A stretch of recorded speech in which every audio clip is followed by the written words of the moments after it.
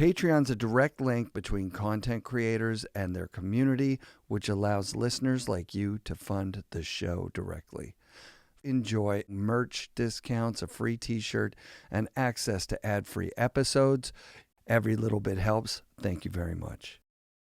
The FNRad Snowboard Podcast is presented by Skyview Campers, Never Summer's innovative take on the tiny home. Designed and built in beautiful Colorado. Check out skyviewcampers.com. Wired Snowboards builds quality snowboards by hand 10 minutes away from my house. Visit wiredsnowboards.com and order one today. Fixed bindings are easy to adjust, long-lasting, high-performance bindings built to have less impact on the environment. Check out fixedbindingco.com. Rip Curl outerwear, strength, durability, and performance. Designed to search further in the snow, head to ripcurl.com and check out the Anti-Series jacket. I can't wait to rock this thing. New Greens, 100% organic, vibrant green juice. Buy yourself some at newgreens.com and use code FNRad at checkout for 20% off. The Boardroom Snowboard Shop, best selection, best prices, Vancouver's premier snowboard shop. The Boardroom ships to anywhere in North America, so go to boardroomshop.com or visit their stores in Vancouver and North Van. Support also comes from Mount Seymour, Grouse Mountain, Cypress Mountain, the Pro Standard GoPro accessories, and our friends at 1910. You can use code FNRad at checkout for 20% off at 1910.com. The Haven's a center for transformational learning located on beautiful Gabriola Island. Plan a visit at haven.ca and use code FNRad at checkout to save 10% off their Come Alive program. Hey listeners, sorry I didn't post last week's episode in the audio feed. This week you can listen to 2 mini episodes. This episode with my friend Steve Hare, who's had a long career as a rep, has been on the show a couple of times, and who you'll be hearing from in the future with FNRad Radio.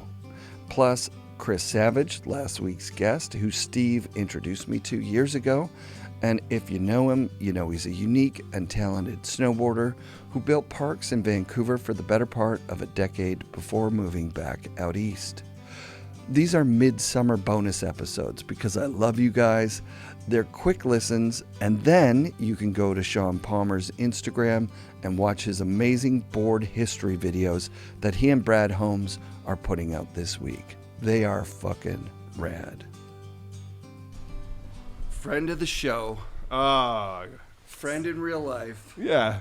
Friend in real life, then friend of the show, right? Right, exactly. Yeah. We've had some trips together, hey? Dude, yeah, some of my favorite snowboarding trips ever involved you, for sure. I forget the guy's name. I should have looked it up, but he's here. And we remember we met that dude. He was hiking shirtless. Yeah. First day at Hood. He told me, you guys gave me like the full-on lowdown of where to go, how to do this. And we snapped a good shot of him with the photo camera. was sick. I remember that. That was like that year I did like back-to-back 100-plus day years.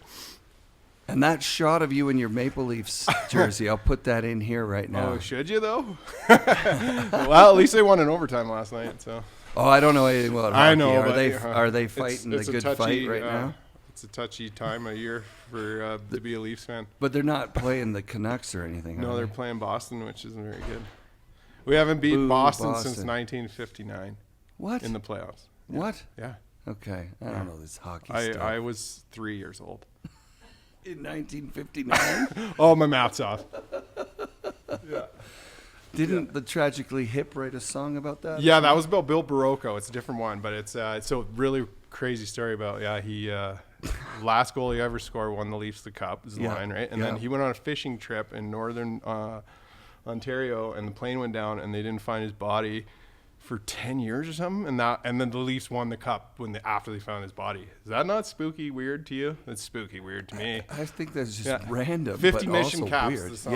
Yeah. And if you're from Ontario, the Tragically Hip's part of your blood, right? I think any Canadian can say that. Of course. Especially if you grew up around Kingston, Ontario, for sure. Have you spent much time up here enjoying probably one sunshine? of the first times I ever snowboarded. Pull was that right to your. pull that like that. Yeah, like 1992 was the first time I snowboarded here. Yeah, wow, God, and then probably a huge gap until 2017 when it was the first time I came to do Holy Bowly. Yeah. So, yeah. So you've been to one of the first times I ever snowboarded, I started in Calgary in like 89-ish. We'd like got a Mogul Monster or whatever, the Black Snow, remember?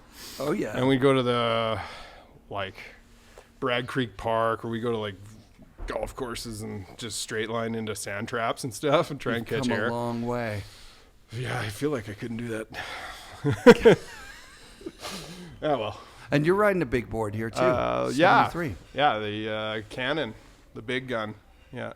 Looks like a lot of fun. It's a hoot, man. It's wicked when you just strap a board on your feet that like puts a smile on your face, and then everybody else in the lift line's face.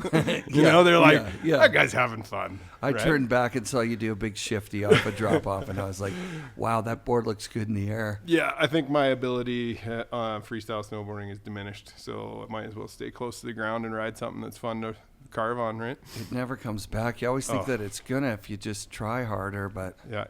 You feel like you can, and then as soon as you strap in, you're like, oh, yeah, bending at the midsection when you're in your 40s. Let me tell you.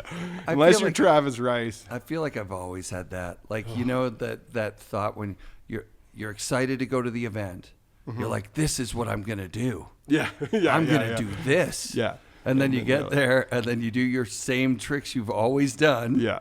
And then you go home and you go, man, you know when I should have tried that thing was when I did that one good thing. Yeah. I should have put it I think there's a whole episode in itself about like competent or good snowboarders, whether they're pro or not, but like that change in your life when you go from being like the park rat or whatever to like, I'm just a dad now.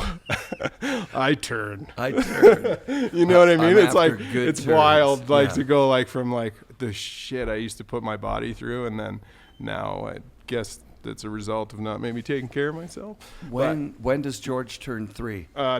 2 weeks from now. That's amazing. And he's already shredding. He had 10 days this year, and he's not even 3. He had more days than my whole family combined. That's insane. Yeah, he's obsessed. He's got an 86 Nitro Ripper. Yep.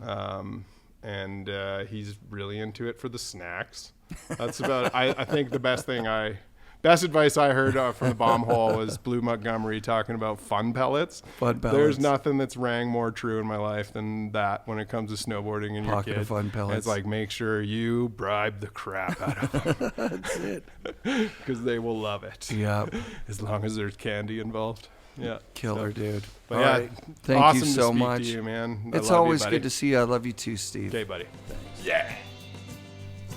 FNRad shoutouts to Steve Hare and his growing family. Steve's daughter Maggie was born just over a week ago, making his son George a big brother. Congratulations. I'm so happy for you guys.